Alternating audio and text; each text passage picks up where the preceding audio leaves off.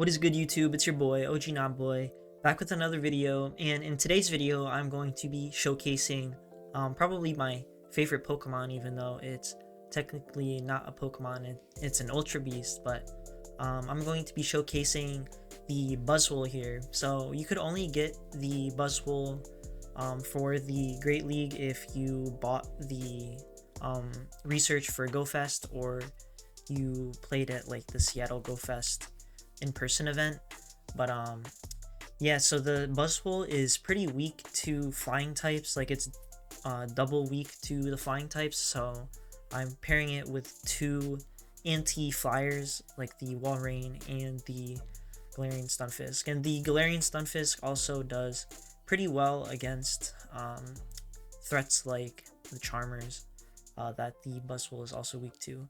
A Pokemon that could spell some trouble for this team would be Medicham, since the Medicham actually has played against all these Pokemon, since the counters do super effective damage against the back two Pokemon, and the Psychic is really threatening to the BUZZWOLE. But without further ado, let's get into these matches here. So first match, we have the BUZZWOLE into Toxapex, and you know, when you're first running a new team, sometimes like you make some silly misplays, so you're gonna see that a few times in this video. But for some reason, like, I think that I should go for this lunge here before switching out into my Walrein here, and it's kind of silly since the lunge is resisted by the the Toxapex there, and then they bring in their Trevenant, and I know I can like maintain alignment that I want. Like, I can win switch here since I was 4 Powder Snows ahead of this Trevenant before it came in, and the longer this Trevenant stays in here, the better it is for me, since the Powder Snows are going to add up, since one Icicle Spear actually doesn't KO the Trevenant. So if they had just let it go, I mean, I still would have maintained swap, but I probably would have had to go down a shield since I was in a range where a Seed Bomb would have KO'd. But this works out okay for us. We're able to take out this Trevenant there, but we're kind of in a nice farm down range for the Toxapex here. And then since we already took damage on our BUZZWOLE from the lead matchup, this Hydro Cannon is going to take us out, and that's basically going to be a GG for us. So kind of a misplay on my part by staying in the lead matchup, like, which caused me to be taken out by this Hydro Cannon. And I also could have probably overfarmed a tiny bit against the Trevenant, since I was pretty ahead on energy, but I don't think that would have mattered all that much. But I don't know, who knows. But, you know, moral of the story though is I misplayed that pretty bad, and there's definitely some things I could have done differently. Second match here, we have the Umbreon lead, and this is a very dominant lead for us, especially if they don't know the Psychic. And typically Umbreons in this league know the Last Resort, but I decide to bring my Walrein into this Nidoqueen here, since my thinking is I either get like switchback or I am able to get a shield advantage, and either one of those I'm okay with, since I'm figuring that my BUZZWOLE here is pretty like strong, especially with the shield advantage. And my Galarian Stunfisk also does pretty well against the Umbreon in the neutral matchup, since the Earthquakes do hit pretty hard. And I'm going to get a pretty decent farm down here.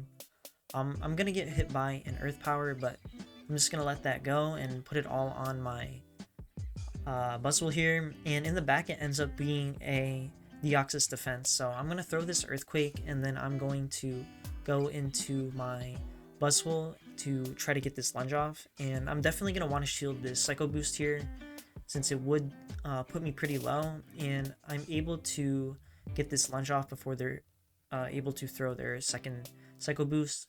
So now we're in a pretty dominant position, since we're not going to have to debuff ourselves against this Umbreon here. The lunge also does super effective damage on top of this superpower, so we're going to get that off. And even if this is a Psychic, I'm pretty sure we should survive it, although with a lot less health than we are surviving this move for. And we're going to be able to farm down the Umbreon, and we have a move ready for the Nidoqueen so the opponent concedes the match. GG's to the opponent. Next match here we have Empoleon, and this is obviously a very positive lead for us, and they swap in Amanda Buzz. So typically when you see this, like, it'll be like Empoleon double flyers is a pretty common team, so that is why I decide to bring my Stunfisk in here, since I kind of want my Walrein on the hypothetical Altaria in the back, but this is going to end up being a little bit of an unwise position since our mud shots are resisted, and like the Mandibuzz here is kind of an atypical flyer where it's able to do neutral damage to things that like to the Galarian Stunfisk, unlike the other flyers where the Galarian Stunfisk is going to be taking resisted damage from a lot of the fast and charge moves. And now we're in a pretty rough situation since the Empoleon is going to be able to farm us down, and we had to go down a shield to maintain that matchup. And we're definitely going to have to shield this since a Drill Peck is double super effective and would take our BUZZWOLE out. So it ends up being a Alolan Ninetales in the back instead of the like Altaria that I was expecting. So in hindsight, definitely should have swapped in the Walrein. And like, even if it wasn't Altaria in the back, the Walrein versus the Umbreon is a lot better of a matchup. Not the Umbreon, the Mandibuzz is a lot better of a matchup than the Galarian Stunfisk versus the Mandibuzz. So overall, it just would have been a better swap in there. So kind of making the wrong decision there ended up costing me that match. So next match here, we have the Nidoqueen in the lead, and I'm going to swap into the Walrein here.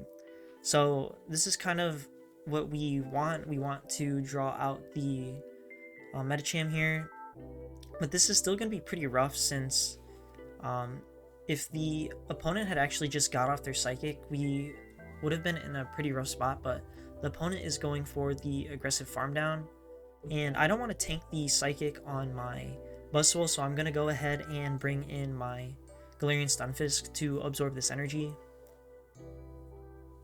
But we are still in a pretty rough position since most likely our BUZZWOLE will end up aligned to the Nidoqueen, which is a bad matchup for us, but they actually swap into their Nidoqueen, so this is a pretty interesting play by the opponent, but it works out in our favor since this is kind of where we want our Stunfisk.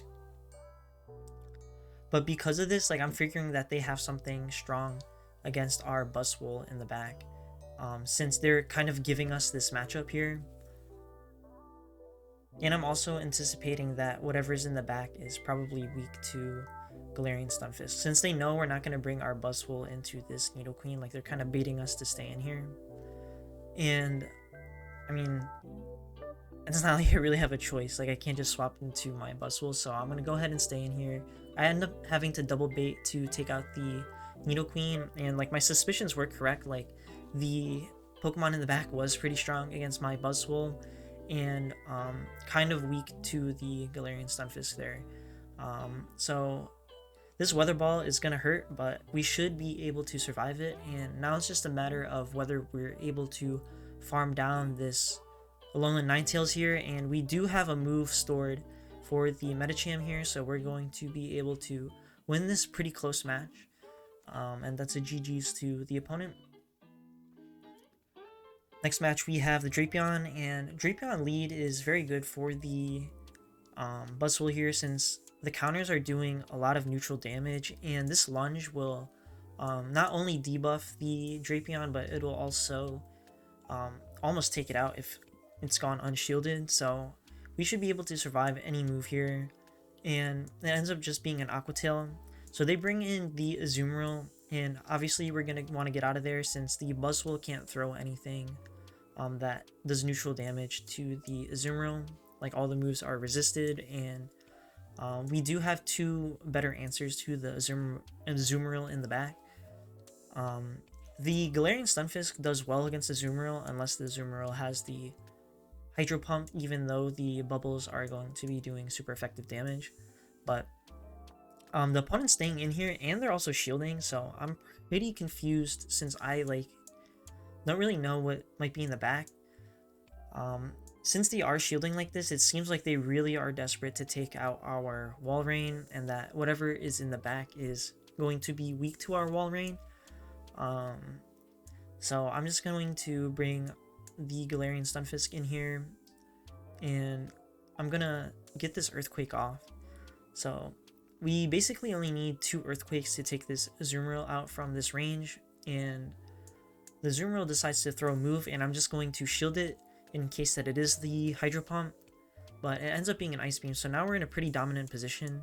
And they bring in the Galarian Stunfisk, which is kind of interesting since they could have brought that into our wall rain, since the Rock Slides do super effective damage. But regardless, even if they had done that, we would have been in a pretty dominant position since our BUZZWOLE would have been able to take out the like Galarian Stunfisk, and then our Galarian Stunfisk would have had an okay matchup against the Azumarill. But yeah, overall very solid team, I'd say.